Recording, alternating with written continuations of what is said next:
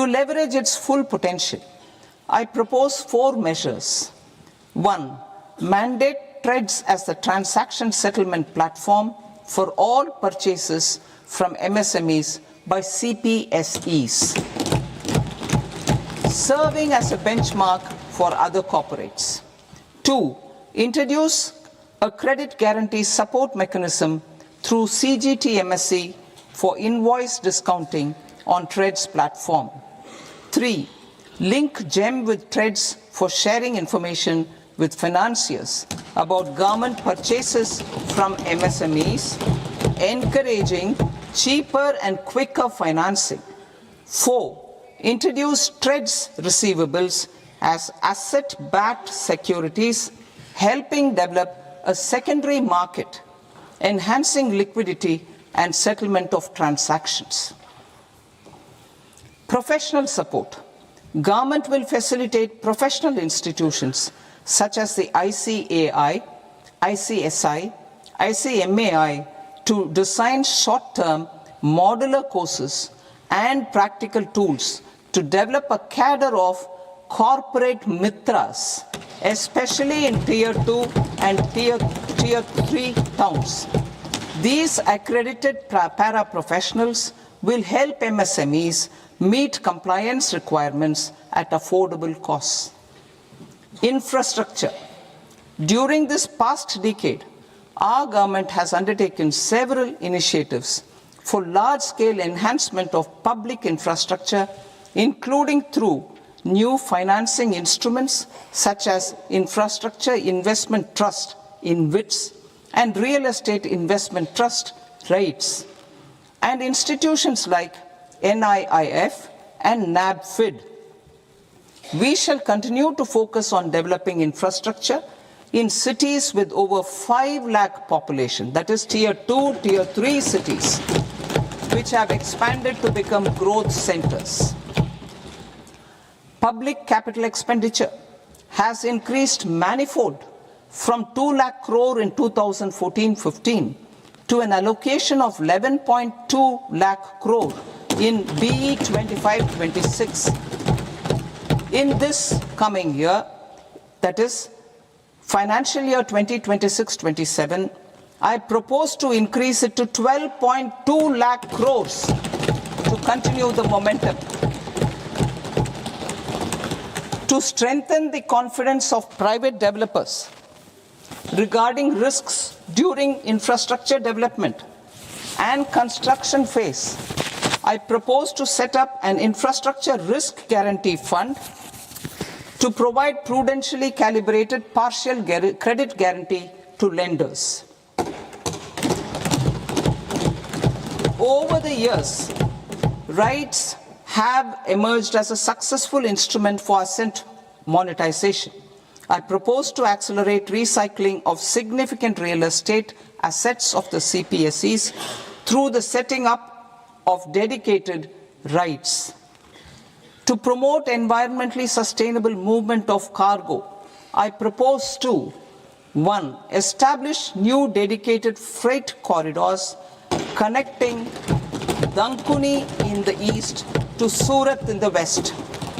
Operationalize 20 new national waterways over the next 5 years, starting with National Waterways 5 in Orissa to connect mineral-rich areas of Talcher and Angul and industrial centers like Kalinga Nagar to the ports of Paradeep and Dhamra. Training institutes will be set up as regional centers of excellence for development of required manpower for these waterways. This will benefit youth in the entire stretch of the waterways to train and acquire skills. Further, a ship repair ecosystem catering to inland waterways will also be set up at Varanasi and Patna. And C. Launch a coastal cargo promotion scheme for incentivizing a modal shift from rail to road to increase the share of inland waterways and coastal shipping from 6% to 12% by 2047. To enhance last mile and remote connectivity and promote tourism, I propose to give incentives to indigenize manufacturing of seaplanes. A seaplane VGF scheme will be also introduced to provide support for operations. Carbon capture, utilization and storage. Aligning with the roadmap launched in December 2025, the carbon capture, utilization and storage technologies at scale will achieve higher readiness and in end-use application across 5 industrial sectors, including power, steel, cement, refineries, and chemicals. An outlay of 20,000 crore is proposed over the next 5 years for this purpose. City economic regions. Cities are India's engines of growth, innovation, and opportunities. We shall now focus on Tier 2, Tier 3 cities, and even temple towns, which need modern infrastructure and basic amenities. This budget aims to further amplify the potential of cities to deliver the economic power of agglomerations by mapping city economic regions based on their specific growth drivers. An allocation of 5,000 crore per CER over 5 years is proposed for implementing their plans through a challenge mode with a reform cum result-based financing mechanism. In order to promote environmentally sustainable passenger systems, we will develop 7 high-speed rail corridors between cities as growth connectors, namely Mumbai to Pune, Pune to Hyderabad, Hyderabad to Bengaluru, Hyderabad to Chennai, Chennai to Bengaluru, Delhi to Varanasi, Varanasi to Siliguri.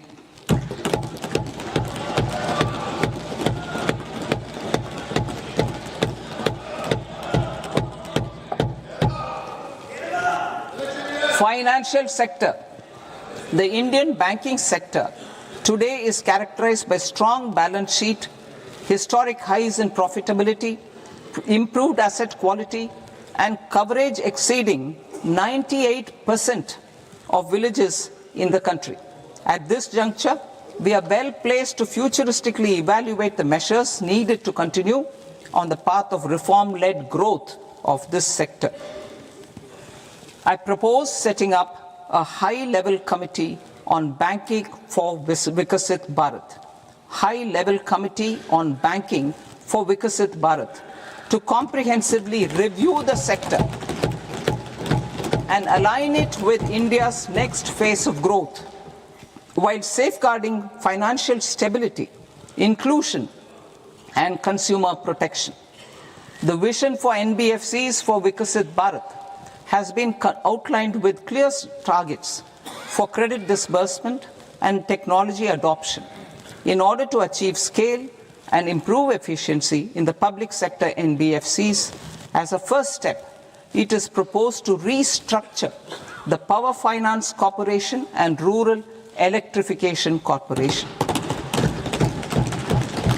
I propose a comprehensive review of the foreign exchange management non-debt instruments rules to create a more contemporary, user-friendly framework for foreign investments consistent with India's evolving economic priorities. Corporate bond market.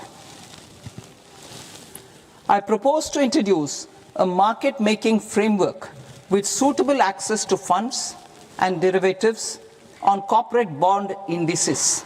I also propose to introduce total return swaps on corporate bonds. Municipal bonds. To encourage the issuance of municipal bonds of higher value by larger cities, I propose an incentive of 100 crore rupees for a single bond issuance. 100 crore rupees for a single bond issuance of more than 1,000 crore. The current scheme under Amrit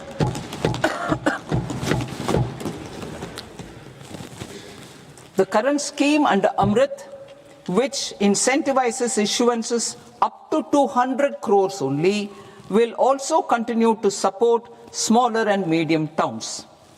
That will also continue to support the smaller and medium towns. Ease of doing business. Individual persons resident outside India, PROI, will be permitted to invest in equity instruments of listed Indian companies through the Portfolio Investment Scheme.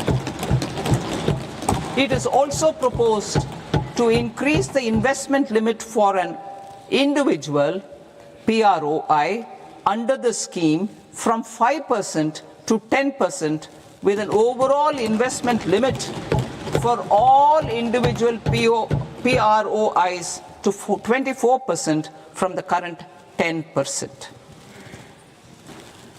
Emerging technologies including AI. 21st century is technology driven. Adoption of technology is for the benefit of all people. Farmers in the field, women in STEM, youth keen to upskill, and Divyangjan to access newer opportunities. The government has taken several steps to support new technologies through AI Mission, National Quantum Mission, Anusandhan National Research Fund, and Research and Development and Innovation Fund. Our second kartavya is to fulfill aspirations and build capacities. Close to 25 crore individuals have come out of multi-dimensional poverty through a decade of our government's sustained and reform-oriented efforts.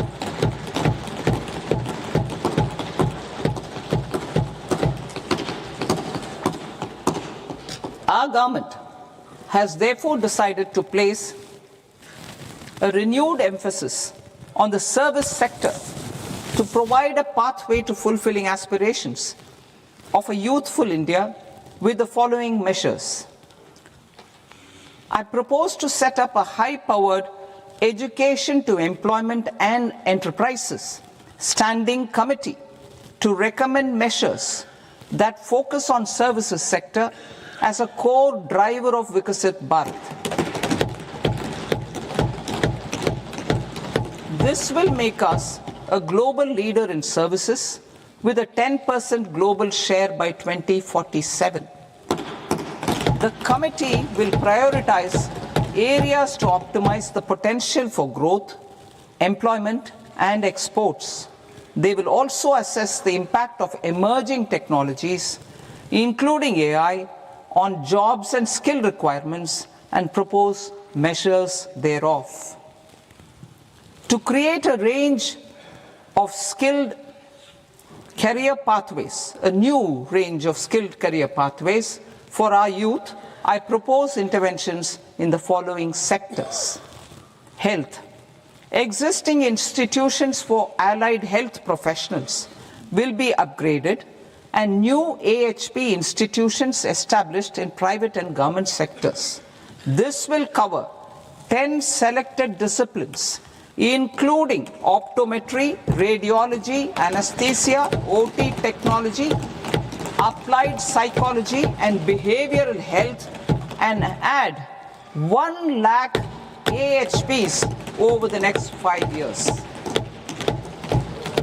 A strong care system covering geriatric and allied care services will be built. A variety of NSQF-aligned programs will be developed to train multi-skilled caregivers, combining core care and allied skills such as wellness, yoga, and operation of medical assistive devices. In the coming year, 1.5 lakh caregivers will be trained.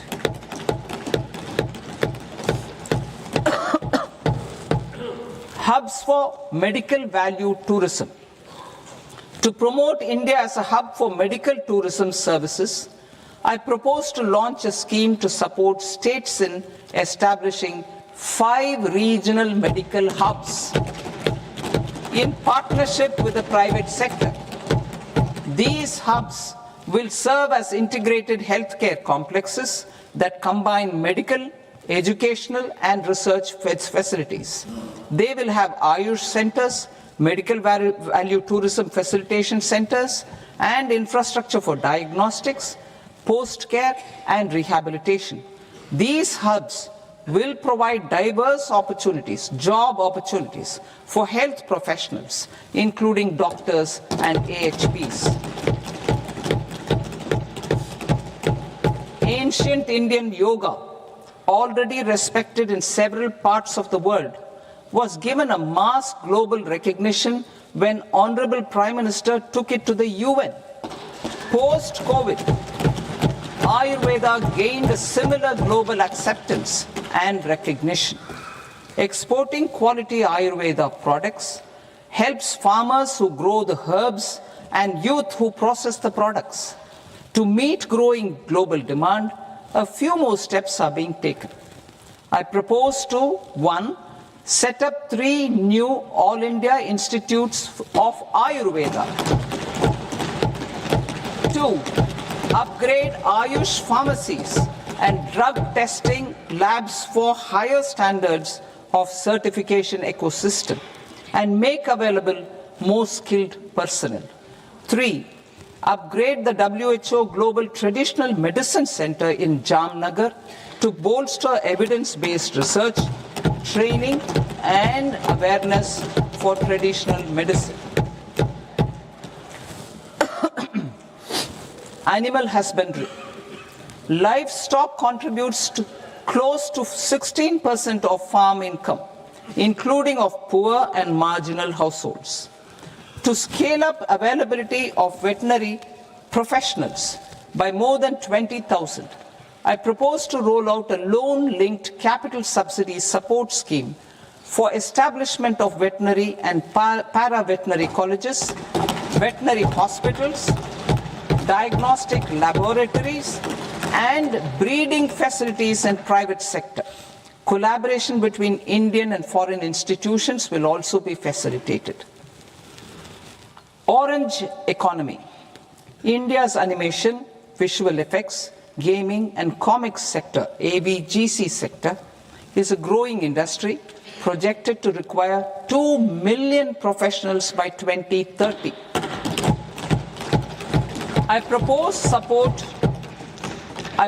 to support the Indian Institute of Creative Technologies, Mumbai, in setting up AVGC content creator labs in 15,000 secondary schools all over the country and 500 colleges. The Indian design industry is expanding rapidly, and yet there is a shortage of Indian designers. I propose to establish, through Challenge Route, a new National Institute of Design to boost design education and development in the eastern region of India. Education. Our government will support states through Challenge Route in creating 5 university townships in the vicinity of major industrial and logistics corridors.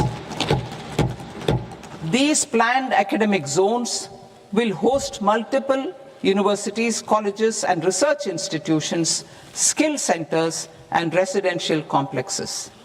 In higher education, STEM institutions, prolonged hours of study and laboratory work pose some challenges for girl students.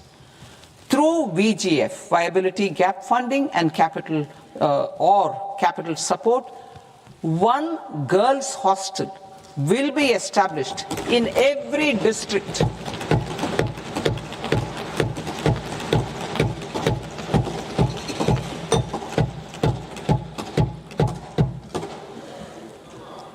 To promote astrophysics and astronomy via immersive experiences, 4 telescope infrastructure facilities will be set up or upgraded. The National Large Solar Telescope, the National Large Optical Infrared Telescope, the Himalayan Chandra Telescope, and the Cosmos 2 Planetarium. Tourism. The tourism sector has the potential to play a large role in the employment generation, forex earnings, and expanding the local economy. I propose to set up a National Institute of Hospitality by upgrading the existing National Council for Hotel Management and Catering Technology. It will function as a bridge between academia, industry, and government. I also propose a pilot scheme for upskilling 10,000 guides in 20 iconic tourist sites through a standardized, high-quality, 12-week training course in hybrid mode in collaboration with the Indian Institute of Management. A national destination digital knowledge grid will be established to digitally document all places of significance, cultural, spiritual, and heritage. This initiative will create a new ecosystem of jobs for local researchers, historians, content creators, and technology partners. India has the potential and opportunity to offer world-class trekking and hiking experience. We will develop ecologically sustainable mountain trails in Himachal Pradesh, Uttarakhand, and Jammu Kashmir. Also in Araku Valley in the Eastern Ghats and Podigai Malai in the Western Ghats. Turtle trails along key nesting sites in the coastal areas of Odisha, Karnataka, and Kerala. And 3 bird watching trails along the Pulikat Lake in Andhra Pradesh, Tamil Nadu. It's on the border. Under the visionary leadership of Honorable Prime Minister, we established the International Big Cat Alliance in 2024. This year, India is hosting the first ever Global Big Cat Summit, where heads of governments and ministers from 95 range countries will deliberate on collective strategies for conservation. Heritage and culture tourism. I propose to develop 15 archaeological sites, including Lothal, Dholavira, Rakhi Gadi, Adichanallur, Sarnath, Hastinapur, and Leh Palace into vibrant experiential cultural destinations. Excavated landscapes will be open to the public through curated walkways. Immersive storytelling skills and technologies will be introduced to help conservation labs, interpretation centers, and guides. The sports sector provides multiple means of employment, skilling, and job opportunities. Taking forward the systematic nurturing of sports talent, which is set in motion through the Khelo India program earlier, I propose to launch a Khelo India mission to transform the sports sector over the next decade. The mission will facilitate an integrated talent development pathway supported by training centers, which are foundational, intermediate, and elite levels. B, systematic development of coaches and support staff. C, integration of sports science and technology. D, competitions and leagues to promote sports culture and provide platforms. And E, development of sports infrastructure for training and competition. Our third Kartavya aligns with our vision of Sabka Saath, Sabka Vikas towards Vikasit Bharat. This requires targeted efforts for 1, increasing farmer incomes through productivity enhancement and entrepreneurship, with special attention to small and marginal farmers. B, empowering Divyangjan through access to livelihood opportunities, training, and high-quality assistive devices. C, empowering the vulnerable to access mental health and trauma care. D, focus on the Purvodaya states and the Northeast region to accelerate development and employment opportunities. Fisheries. We will undertake initiatives for integrated development of 500 reservoirs and Amrit Sarovars. 2, strengthen the fisheries value chain in coastal areas and enable market linkages involving startups and women-led groups together with fish farmer producer organizations. Animal husbandry. To provide quality employment opportunities in rural and peri-urban areas, we will support the animal husbandry sector in entrepreneurship development through A, credit-linked subsidy program, B, scaling up and modernization of livestock enterprises, C, enhanced creation of livestock, dairy and poultry,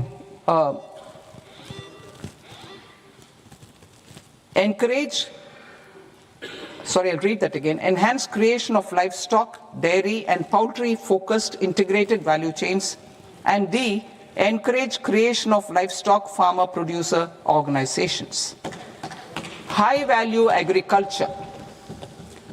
To diversify farm outputs, increase productivity, enhance farmers' incomes, and create new employment opportunities, we will support high value crops such as coconut, sandalwood, cocoa, cashew in the coastal areas, agar trees in northeast, and nuts such as almonds, walnuts, and pine nuts in our hilly regions.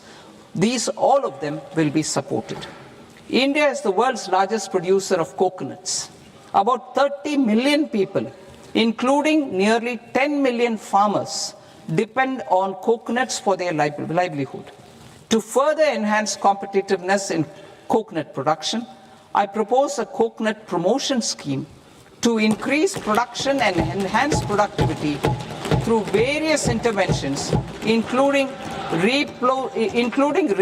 replacing and non-productive trees with new saplings or plants or varieties in major coconut growing states.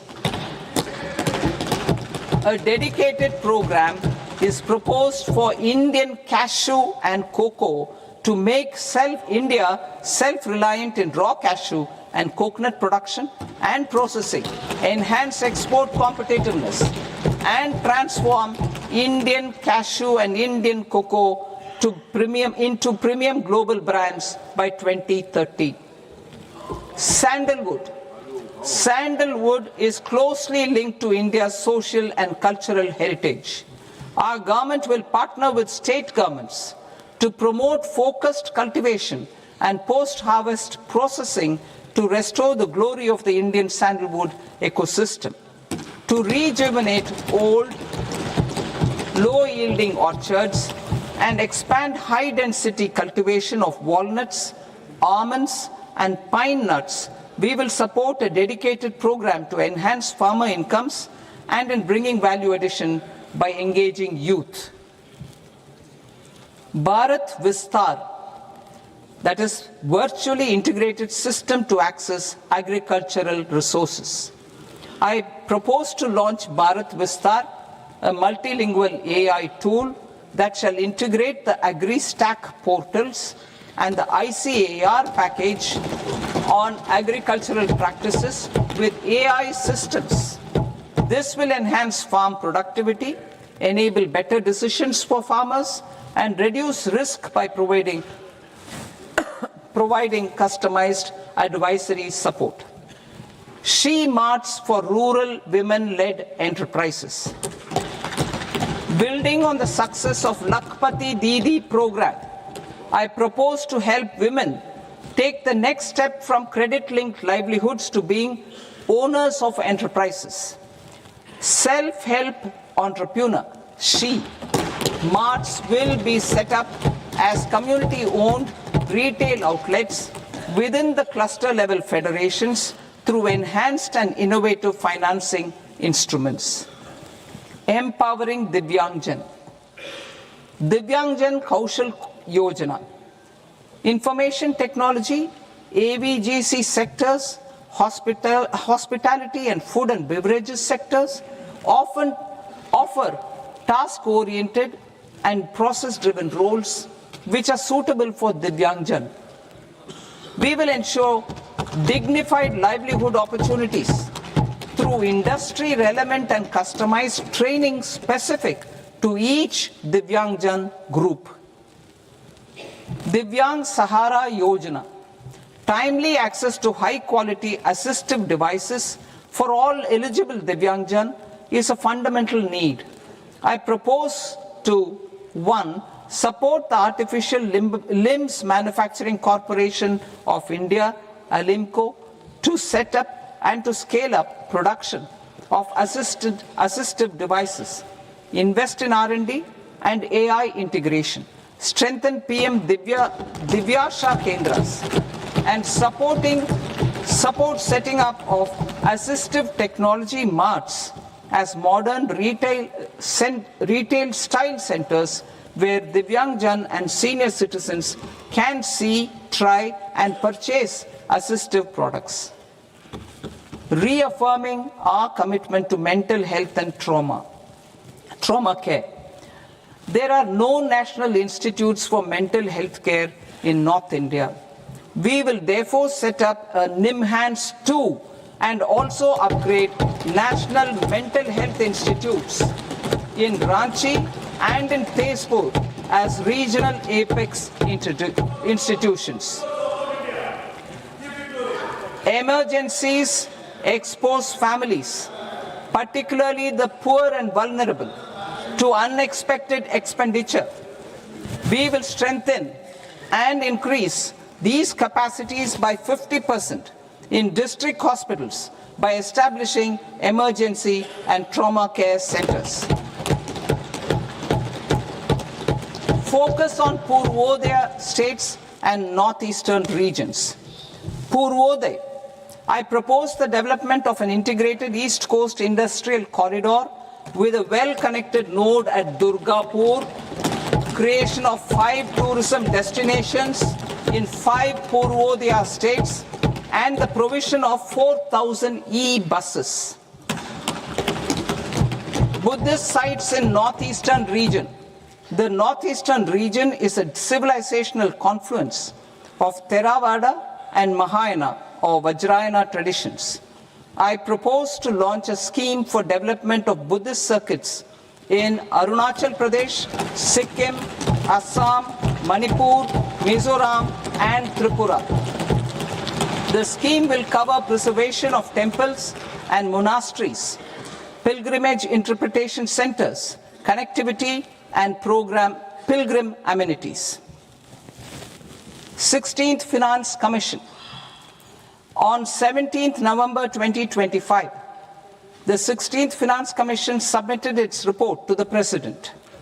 As mandated under Article 281 of the Constitution, the government is to lay the report along with the explanatory memorandum on the action taken report on the recommendations of the Commission in Parliament, which, Sir, Honourable Speaker, you've allowed me to do at the commencement of this session. The government has accepted the recommendation of the Commission to retain the vertical share of devolution at 41%. As recommended by the Commission, I have provided 1.4 lakh crores of rupees to the states for the year 2026-2027 as Finance Commission grants. These include rural and urban local body and disaster management grants. Fiscal consolidation. Government has been delivering on our fiscal commitments consistently without compromising on social needs. To strive towards accepted standards of fiscal management in Budget 25-26, I had indicated that the central government would target reaching a debt to GDP ratio of 50 plus or minus 1% by 2030-31. In line with this, The debt to GDP ratio is estimated to be 55.6% of GDP in BE 26-27, compared to 56.1% of GDP in RE 25-26. A declining debt to GDP ratio will gradually free up resources for priority sector lending and expenditure by reducing the outgo on interest payments. One of the main operational instruments for debt targeting is the fiscal deficit. I am happy to inform this august House that I fulfilled my commitment made in 2021-2022 to reduce fiscal deficit below 4.5% of GDP by 25-26.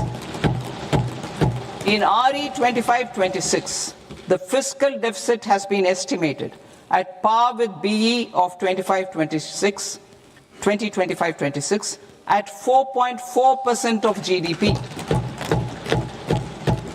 In line with the new fiscal prudence path of debt consolidation, the fiscal deficit in BE 26-27 is estimated to be 4.3% of the GDP.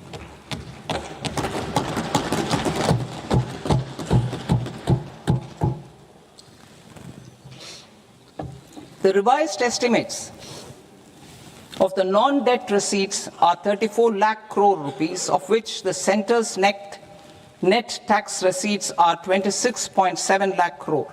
The revised estimate of the total expenditure is 49.6 lakh crore rupees, of which the capital expenditure is about 11 lakh crores. Budget estimates 2026 to 2027. Coming to 26-27, the non-debt receipts and the total expenditure are estimated as 36.5 lakh crore and 53.5 lakh crore respectively. The centre's net tax receipts are estimated at 28.7 lakh crore rupees.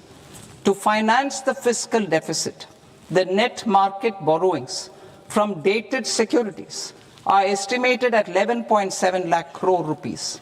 The balance financing is expected to come from small savings and other sources. The gross market borrowings are estimated at 17.2 lakh crore rupees.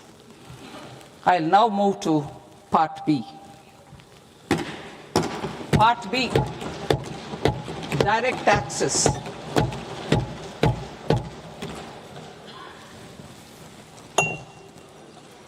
Honorable Speaker, sir, I now present my proposals on direct taxes. New Income Tax Act. In July 2024, I announced a comprehensive review of the Income Tax Act 1961. This was completed in a record time, and the Income Tax Act 2025 will come into effect from 1st April 2026. The simplified income tax rules and forms will be notified shortly, giving adequate time to taxpayers to acquaint themselves with its requirements. The forms have been redesigned such that ordinary citizens can comply without difficulty. Ease of living. I propose that any interest awarded by the Motor Accident Claims Tribunal to a natural person will be exempt from income tax, and any TDS on this account will be done away with. I propose to reduce TCS rate on the sale of overseas tour program package from the current 5% and 20% to 2% without any stipulation of amount. I propose to reduce TCS rate for pursuing education and for medical purposes under the Liberalized Remittance Scheme, popularly known as LRS, from 5% to 2%. Supply of manpower services is proposed to be specifically brought within the ambit of payment to contractors for the purpose of TDS to avoid ambiguity. Thus, TDS on these services will be at the rate of either 1% or 2% only.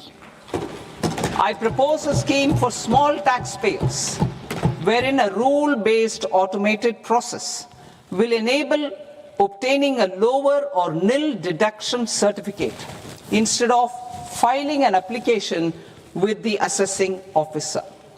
For the ease of taxpayer holding securities in multiple companies, I propose to enable depositories to accept Form 15G or Form 15H from the investor and provide it directly to various relevant companies. I propose to extend time available for revising returns from 31st December to up to 31st March with the payment of a nominal fee.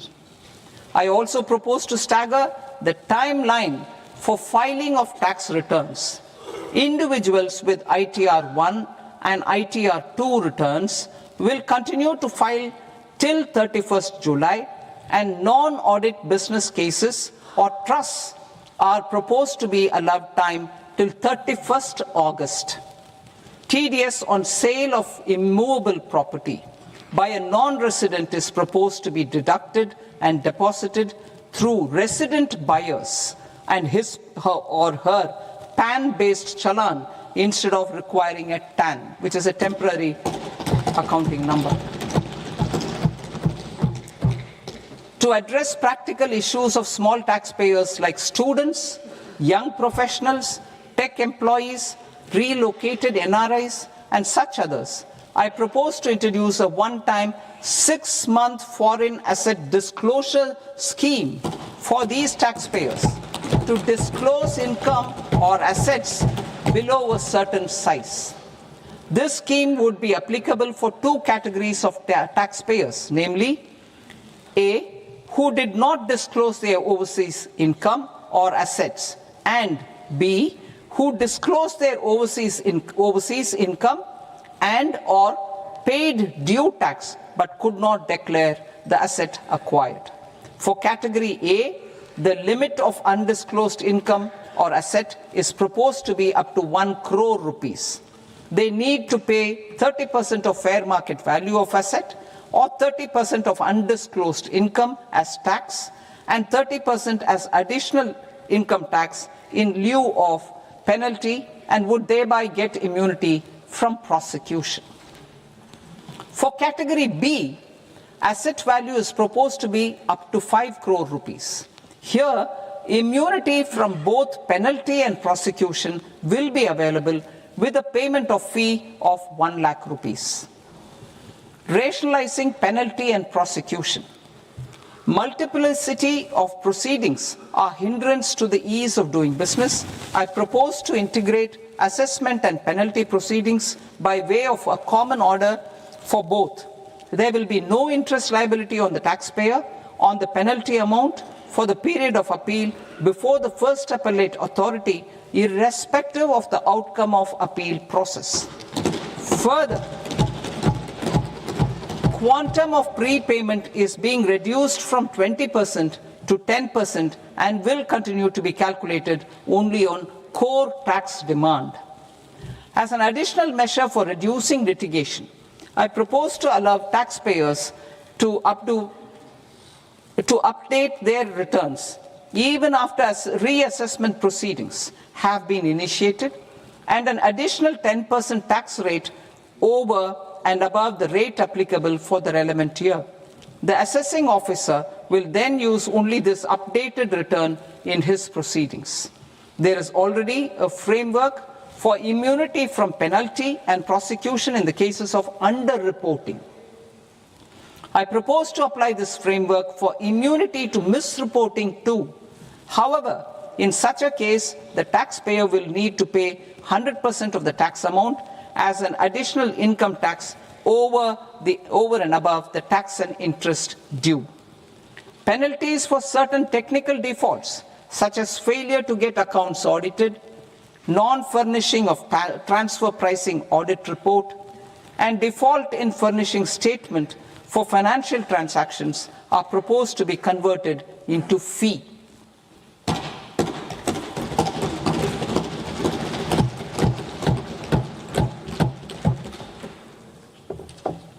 I propose to rationalize prosecution framework under Income Tax Act while maintaining a careful balance for deterrence in some serious offence.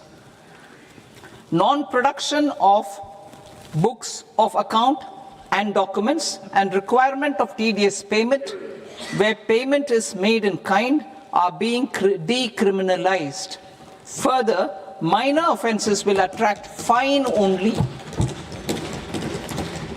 The remaining prosecutions will be graded commensurate with the quantum of offence. They will entail only simple imprisonment with maximum imprisonment reduced to 2 years and power to courts to convert even those into fines. There is no penalty. There is no penalty presently for non-disclosure of non-immovable foreign assets with aggregate value less than 20 lakh rupees. I propose to also provide them with immunity from prosecution with retrospective effect from 1/10/2024.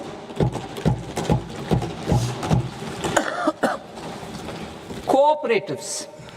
Deduction is already allowed to a primary cooperative society engaged in supplying milk, oilseeds, fruits or vegetables raised or grown by its members. I propose to extend this deduction to also include supply of cattle feed and cotton seed produced by its members. I propose to allow inter-cooperative society dividend income as deduction under the new tax regime to the extent it is further distributed to its members. I further propose to allow exemption for a period of 3 years to dividend income received by a notified national cooperative federation on their investments made in companies up to 31/1/2026. This exemption would be allowed only for dividends further distributed to its member cooperatives. Supporting IT sector as India's growth engine.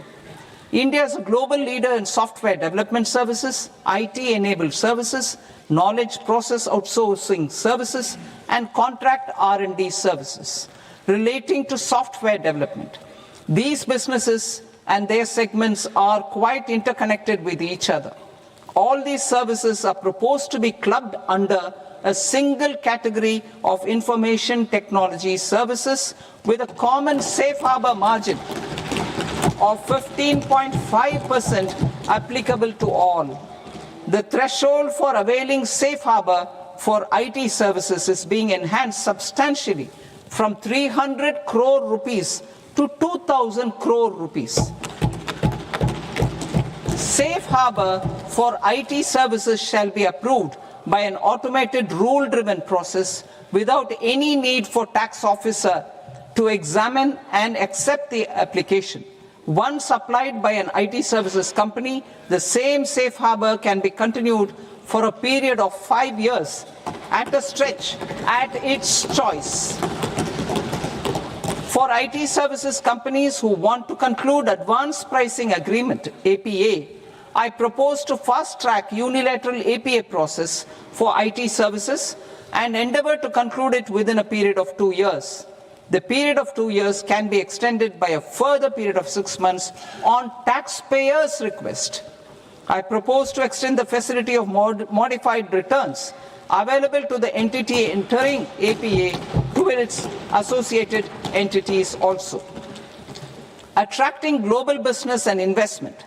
Recognizing the need to enable critical infrastructure and boost investment in data centers, I propose to provide tax holiday till 2047 to any foreign company that provides cloud services to customers globally by using data center services from India. It will, however, need to provide services to Indian customers through an Indian reseller entity. I also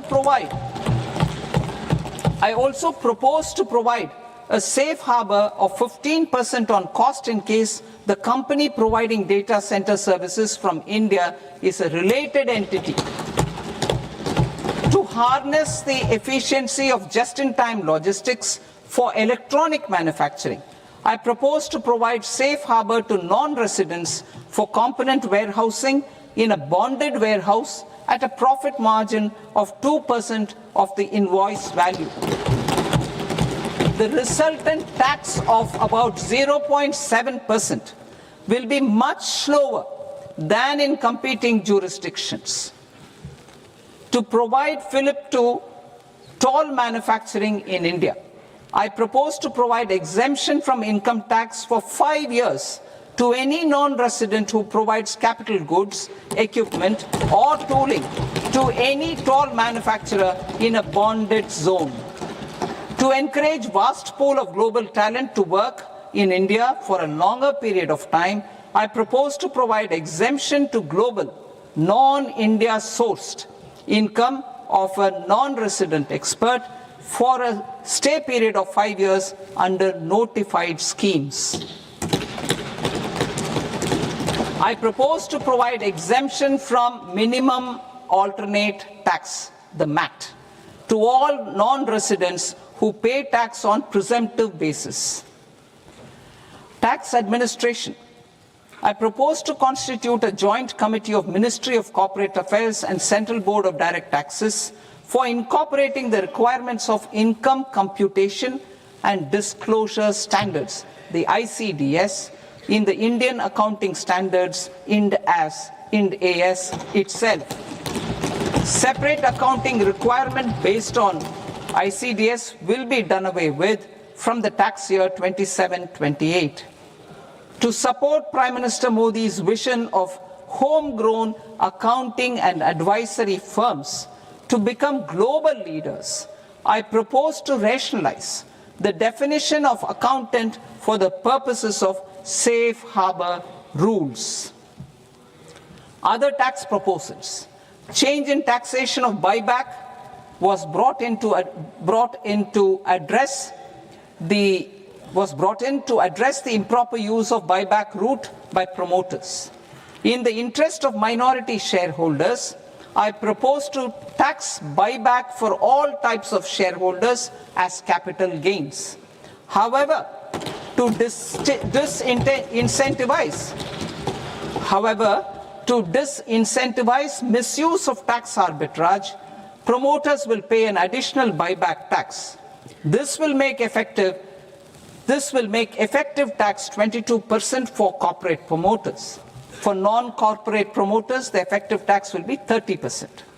TCS rate for sellers of specific goods, namely alcoholic liquor, scrap, and minerals, will be rationalized to 2%, and that on tendu leaves will be reduced from 5% to 2%.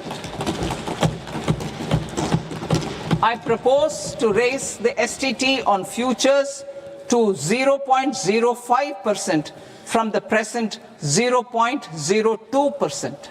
STT on options premium and exercise of options are both proposed to be raised to 0.15% from the present rate of 0.1% and 0.125% respectively.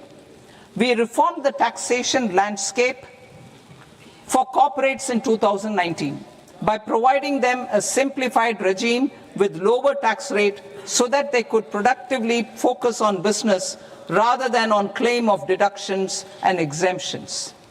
To encourage companies to shift to the new regime, set off of brought forward MAT credit, minimum alternate tax credit, is proposed to be allowed to companies only in the new regime. Set off using available MAT credit is proposed to be allowed to an extent of 1/4 of the tax liability in the new regime. MAT is proposed to be made final tax, so there will be no further credit accumulation from 1st April 2026. In line with this change, the rate of final tax is being reduced to 14% from the current MAT rate of 15%. The brought forward MAT credit of taxpayers accumulated till 30th March 2026 will continue to be available to them for set-off as above. Indirect taxes. I shall now take up proposals related to indirect taxes. My proposals for customs and central excise aim to further simplify the tariff structure, support domestic manufacturing, promote export competitiveness, and correct inversion in duty. To continue weeding out long-continuing customs duty exemptions, I propose to remove certain exemptions on items which are being manufactured in India or where the imports are negligible. Similarly, to further simplify the process of ascertaining the rate of duty applicable on a particular item, I propose to incorporate certain effective rates in various customs notifications to the tariff schedule itself. I shall now take up sector-specific proposals. Promotion of exports of marine, leather, and textile products. I propose to increase the limit for duty-free imports of specified inputs used for processing seafoods for export from the current 1% to 3% of FOB value of the previous year's export turnover. I also propose to allow duty-free imports of specified inputs, which is currently available for exports of leather or synthetic footwear, to exports of shoe uppers as well.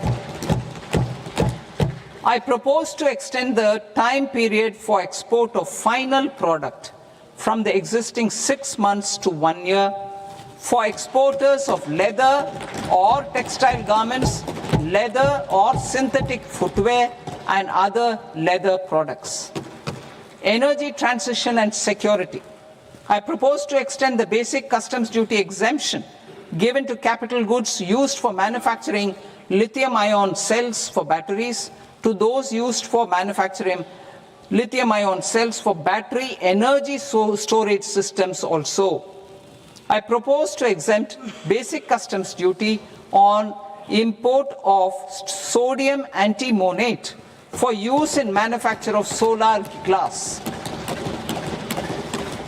Nuclear power.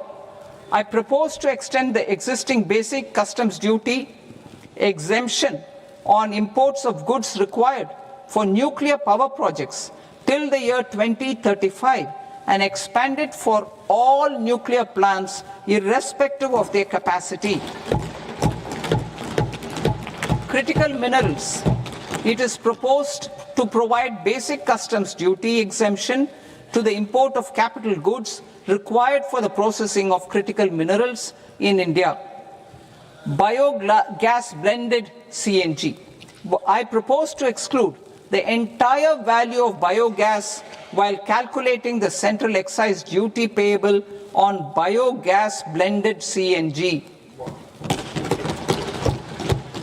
Civil and defense aviation. I propose to exempt basic customs duty on components and parts required for the manufacture of civilian training and other aircrafts.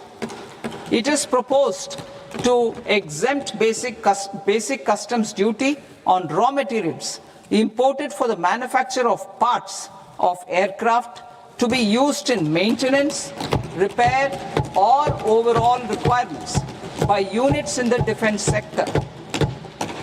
Electronics. To deepen value addition in the consumer electronics sector, I propose to exempt basic customs duty on specified parts used in the manufacture of microwave ovens. Special economic zone. To address the concerns arising about utilization of capacity by manufacturing units in the special economic zones due to global trade disruptions, I propose as a special one-time measure to facilitate sales by eligible manufacturing units in SEZs to the domestic tariff area at concessional rates of duty.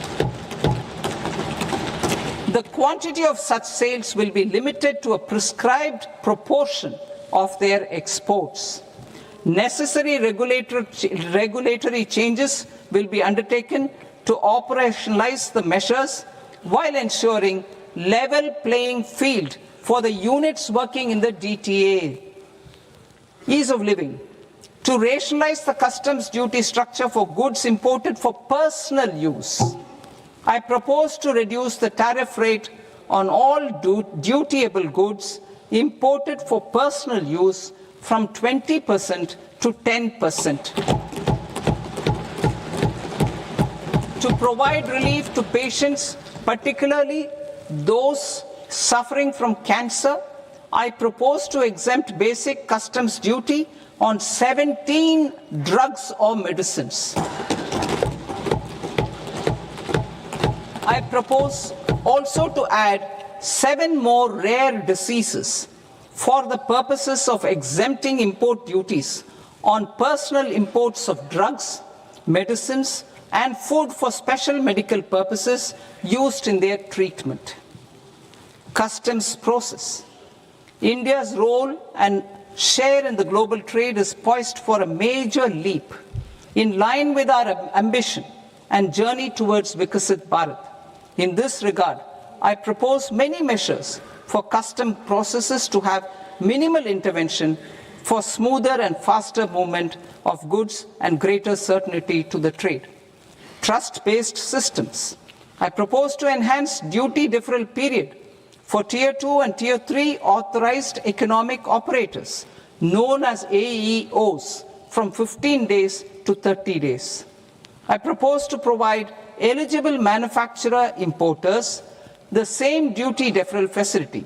This should encourage them to get themselves accredited as a full-fledged Tier 3 AEO in due course.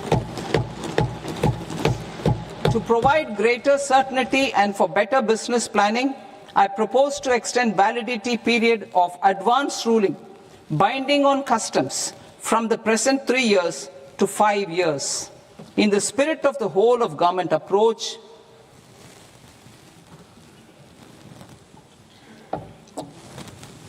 government agencies will be encouraged to leverage AEO accreditation for preferential treatment in clearing their cargo. Regular importers with trusted long-standing supply chains will be recognized in the risk system so that the need for verification of their cargo every time can be minimized. Export cargo using electronic sealing. Export cargo using electronic sealing will be provided through clearance from the factory premises to the ship. For import of goods not needing any compliance, filing of bill of entry by a trusted importer and arrival of goods will automatically notify customs for completing their clearance formalities. This will enable goods to be released immediately on arrival. The customs warehouse framework will be transformed into a warehouse operator-centric system with a self-declarations, electronic tracking, and risk-based audit. These reforms will move away from the current system of officer-dependent approvals and reduce transaction delays and compliance costs. Ease of doing business. Approvals required for cargo clearance from various government agencies will be seamlessly processed through a single and interconnected digital window by the end of the financial year. Processes involved in clearance of food, drugs, plant, and animal and wildlife products, accounting for about 70% of interdicted cargo, will be operationalized on this system by April 2026 itself. For goods not having any compliance requirement, clearance will be done by customs immediately after online registration is completed by the importer, subject to the payment of duty. Customs integrated system will be rolled out in 2 years as a single integrated and scalable platform for all customs processes. Utilization of non-intrusive scanning with advanced imaging and AI technology for risk assessment will be expanded in a phased manner with the objective to scan every container across all the major ports. New export opportunities to support Indian fishermen to fully harness the economic value of marine resources beyond our territorial waters, the following measures will be taken. A. Fish catch by an Indian fishing vessel in exclusive economic zone or on the high seas will be made free of duty. Landing of such fish on foreign port will be treated as export of goods. Safeguards will be put in place to prevent misuse during fish catch, transit, or transshipment. To support aspirations of India's small businesses, artisans, and startups to access global markets through e-commerce, I am pleased to announce complete removal of the current value cap of 10 lakh rupees per consignment on courier exports. In addition, handling of rejected and returned consignments will be improved with effective use of technology for identifying such consignments. I propose to revise provisions governing baggage clearance during international travel to address genuine concerns of passengers. The revised rules will enhance duty-free allowances in line with the present-day travel realities and provide clarity in temporary carriage of goods brought in or taken out. There are honest taxpayers who are willing to settle disputes by paying all their dues, but they get deterred due to negative connotation associated with penalty. They will now be able to close cases by paying an additional amount in lieu of penalty. Honorable Speaker, sir, with this, I commend the budget to this august House. Jai Hind.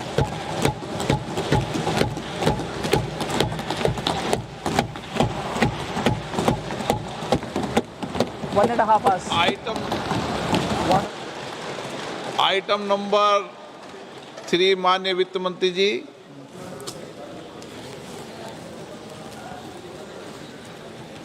Item number 2, sir. 3 Sir, with your permission, I rise to lay on the table of the following statements under Section 3, 1 of the Fiscal Responsibility and Budget Management Act of 2003, medium-term fiscal policy cum fiscal policy strategy statement, and macroeconomic framework statement. Item number 4 माननीय वित्त मंत्री जी। Sir, with your permission, I move for leave to introduce the Finance Bill 2026. प्रश्न ये कि विधेयक को पुनर्स्थापित करने की अनुमति प्रदान की जाए। जो सदस्य इस पक्ष में हाँ गए, जो सदस्य विरोध में ना गए, मेरे विचार में निर्णय हाँ वालों के पक्ष में, हाँ वालों के पक्ष में अनुमति प्रदान की जाती है। माननीय मंत्री जी, अब विधेयक पुनर्स्थापित करें। Sir, I introduce the bill. माननीय सदस्यगण, आपको सूचित किया जाता है कि माननीय वित्त मंत्री जी के बजट भाषण की कॉपी पब्लिकेशन काउंटर पर ली जाती है। बजट भाषण और बजट से संबंधित दस्तावेज आपके मोबाइल फोन और मेंबर पोर्टल्स पर ही उपलब्ध है। सभा की कार्रवाई कल सोमवार दिनांक 2 फरवरी 2026 को प्राप्त 11 बजे तक के लिए स्थगित की जाती है।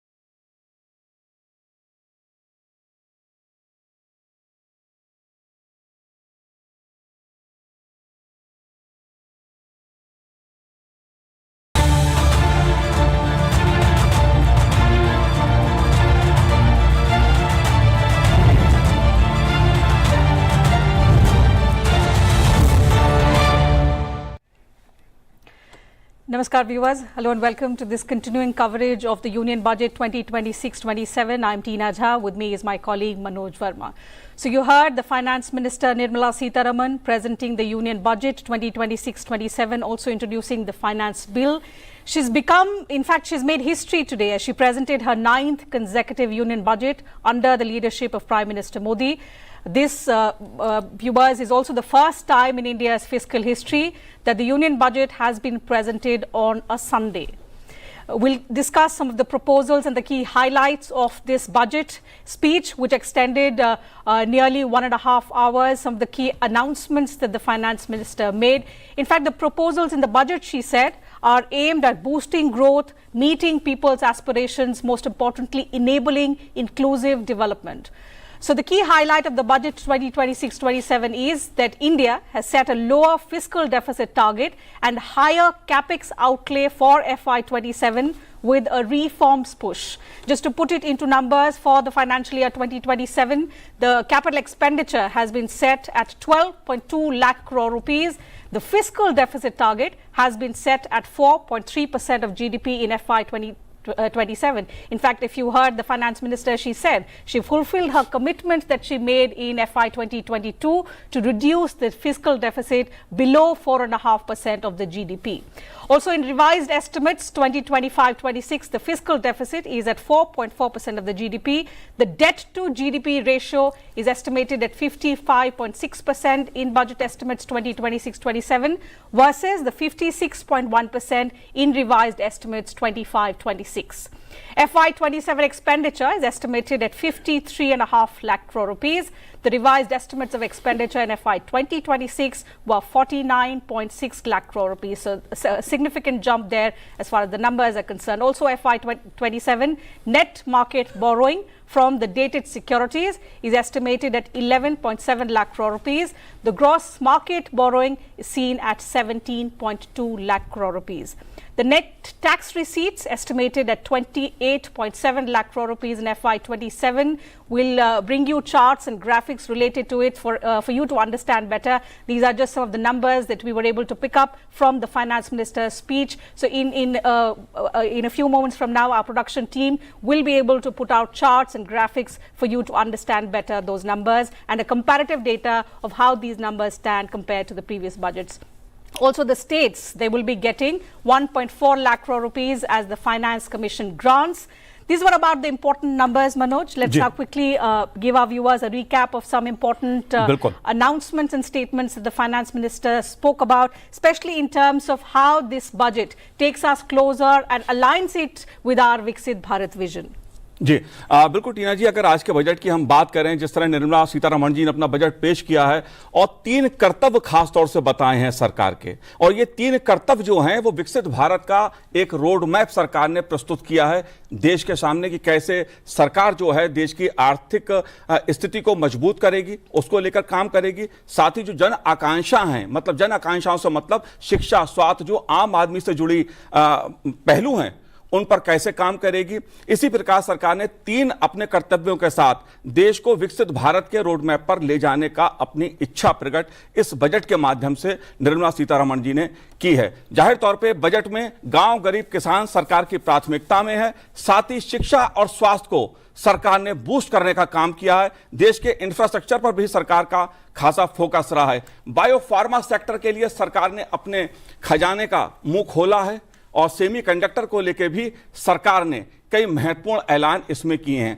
हम जो पॉइंट्स हैं बजट के, उन पे चर्चा करेंगे अपने खास मेहमानों के साथ टीना, और दर्शकों को बताने की कोशिश करेंगे कि इस बजट का संदेश क्या है, मायने क्या हैं। Certainly, as Manoj rightly said, the contour, the overview of the budget is that the Finance Minister, under the leadership of the Prime Minister, has proposed interventions in 6 areas, and the budget revolves around these 6 areas, which includes scaling up manufacturing is in 7 strategic and frontier sectors. The FM spoke about rejuvenating legacy industrial sectors, creating champion MSMEs, again, key driver of our growth. So special attention has been given to that sector as well. Also delivering a powerful push for infrastructure. So in addition to expanding some of the already existing schemes, there are several key announcements, new announcements that the finance minister has also made in this regard, ensuring long-term security and stability. And another key dimension that you will find in the budget is developing city economic regions. So we'll discuss with experts who are joining us in the studio. We'll also have industry leaders join us virtually to talk about what they think about the budget and, most importantly, how it aligns with our Viksit Bharat roadmap. Joining us are two guests in the studio. So let's begin the program by introducing them to you. Delighted to welcome Dr. Aman Agarwal, Director, Indian Institute of Finance, and Dr. Sabyasachi Saha, Associate Professor, RIS. Thank you, gentlemen, for joining us on the program. To begin with you, Professor Agarwal, how would you sum up the budget? Let's begin the program with that. No, I think the budget has laid down the path for a $5 trillion economy and the Viksit Bharat program of the Government of India in terms of introducing not only growth but also the growth which can be felt by the common man. I think almost all segments of the society have been touched upon.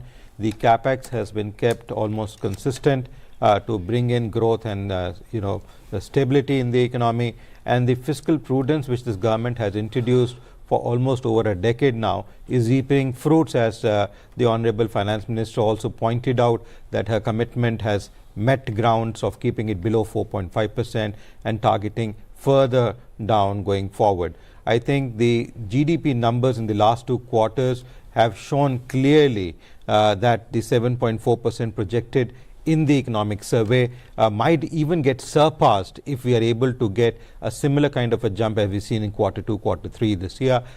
In fact, crossing 7.5 if possible, because all the factors which are there are so positive, giving a positive rebounding effect. And in fact, the budget has laid down a pathway which industry across the globe and within the country looks upon for introducing investments in the country in different segments. And in my opinion, none of the segments, whether it is social sector, rural development, or agriculture, healthcare, education, you talk of a sector, it has been looked upon. Even from a macroeconomic perspective, she has contributed and given not only roads and railways, but even city infrastructure, meeting the AI needs and structures which are there, the latest to be there. She's also talked about employment and how different sectors will induce employment through her schemes which she has proposed in the budget. I think the budget is a way forward beyond, as we say, India is more like an elephant. It is like an elephant which has been added the wings of a jet to go forward at a very fast speed, like the BrahMos is making a mark globally for India. Similarly, this budget will make a mark for this country. Absolutely. Before we proceed, Manoj, two more guests have joined us virtually. Professor Ashok Viswandas, he's Professor Applied Economics, IIPA, and ex-chairman CACP, Ministry of Agriculture and Farmers Welfare, and Mr. Riaz Tingna, he's a partner tax, Grant Thornton Bharat. Thank you, gentlemen, for joining us on the program as well. We'll get reactions from you in just a bit. Let me first get in Professor Saha. He's been waiting for long. Professor, your first reaction to the budget, because riding the expectations, there were huge expectations of this budget. So how do you look at it? Is it a growth budget, a reform budget, or a mix of both? Yeah, thank you for having me on the show. Once again, this has been a very remarkable budget in terms of the sectors that it has covered. It is an all-round budget. And it must be seen in continuity to the previous budgets, particularly the post-COVID budgets, when we were focusing not only on growth but also to ensure the supply chain resilience for the economy. And this year, in continuation to the push that was given to Atmanirbharta and Make in India, we see critical enablers being activated for the industrial sector, particularly the 7 sectors that the Finance Minister has particularly mentioned in her budget speech. We have also seen in the economic survey, which has categorically mentioned about the dynamism both in the industrial sector as well as the services sector in terms of its export potential as well as the importance for the economy. Overall, Finance Minister has touched upon key enablers for energizing both industrial and the services sector, because those are also the areas where the value addition would come from, along with employment. But at the same time, we must remember that in the last few years, there has been huge push to revitalize the rural development sector, the agriculture sector and others. And this year we see no difference from that, and the continuity for a holistic rural development alongside very healthy economic growth of the urban centers, facilitating the roadmap for the MSMEs and other sectors would be key takeaways for me from this budget. जी बिल्कुल शाह जी, और अगर बात उसकी की जाए, कृषि क्षेत्र की बात की जाए, जाहिर तौर पे सरकार का जो फोकस रहा है वो खेती किसानी पर रहा है, और एआई के जरिए कैसे देश का उत्पादन बढ़ाया जाए, कैसे किसान को और खेती को टेक्नोलॉजी के जरिए मजबूत किया जाए, इस पर फोकस बजट में देखने को मिलता है। डॉक्टर अशोक विशन दास जी, मैं आपसे जानना चाहूंगा इस मुद्दे पर, क्योंकि खेती किसानी सरकार की प्राथमिकता में हमेशा से रही है। पिछले एक दशक में देखा है सरकार ने कई महत्वपूर्ण पहल की हैं देश में उत्पादन बढ़ाने को और किसान को आर्थिक दृष्टि से मजबूत करने के लिए।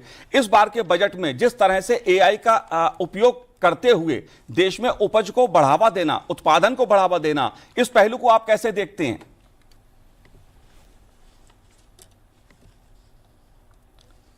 अशोक जी, आप जी, अशोक जी अनम्यूट कीजिए।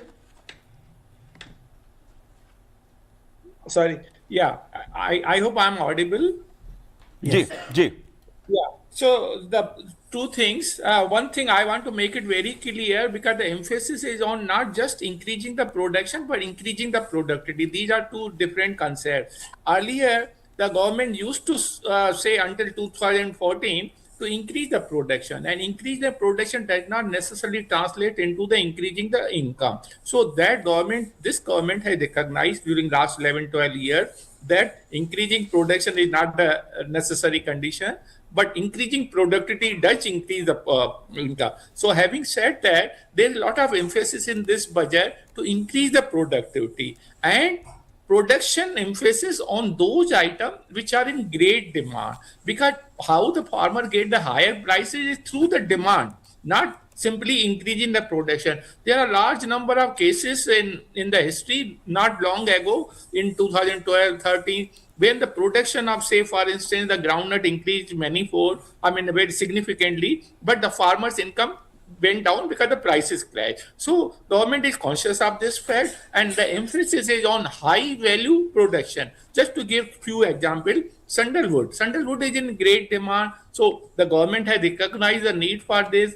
And then medicinal plant, even farmers are being roped in to increase the medicine. And how this will increase, there is a lot of emphasis and campaign for establishing of All India Institute of Ayurveda, which is one as of now in India, but there are 2 or 3 more has to be established in near future. For that, Ayurveda production will also spur, and that's very high value. And people are increasingly conscious of value of this without side effect, not only in India but outside India. So there is a great demand. Farmers will get benefited for medicinal plants.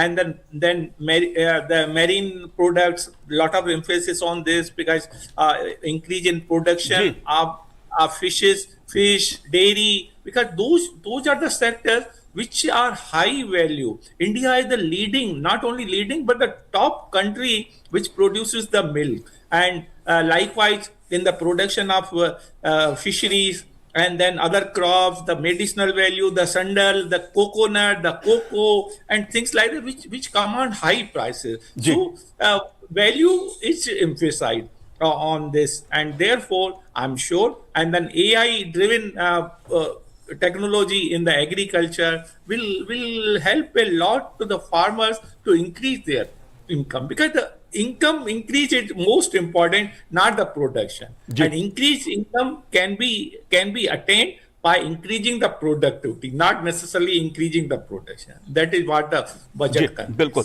That's right. In fact, just a quick recap of the kind of special attention that has been given to farmers. The finance minister said in her speech that the effort is to empower the vulnerable to access mental health and trauma care. So in addition to increasing farmers' incomes and expansion of the already underway schemes, there are initiatives underway to develop reservoirs, to strengthen fisheries value chain, especially in the coastal areas. She announced support to animal husbandry through a credit-linked subsidy program, encouraging creation of livestock farmer-producer organizations, support to high-value crops like coconut, sandalwood, and cashew in the coastal areas which have high potential, but initiatives which will perhaps now focus more on these areas to support the generation of walnuts in the hilly regions, to enhance competitiveness in coconut production, and to launch a dedicated program proposed to the Indian cashew and cocoa. So all these announcements perhaps aimed at harnessing the potential of these areas and making sure that special attention is given to the farmers so that their incomes can also be increased, and that, you would recall, has been one of the focus areas of Prime Minister Modi's government since 2014. Mr. Riaz Thegna is also joining us. He is a partner tax Grant Thornton Bharat. Mr. Thegna, thank you for joining us on the program. The first reaction on the budget, what is it that stood out for you from the Union Budget 2026-27, which again aimed at continuity and growth-oriented measures?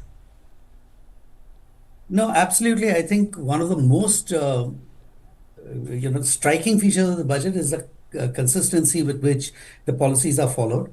The emphasis towards reforms, simplification continues.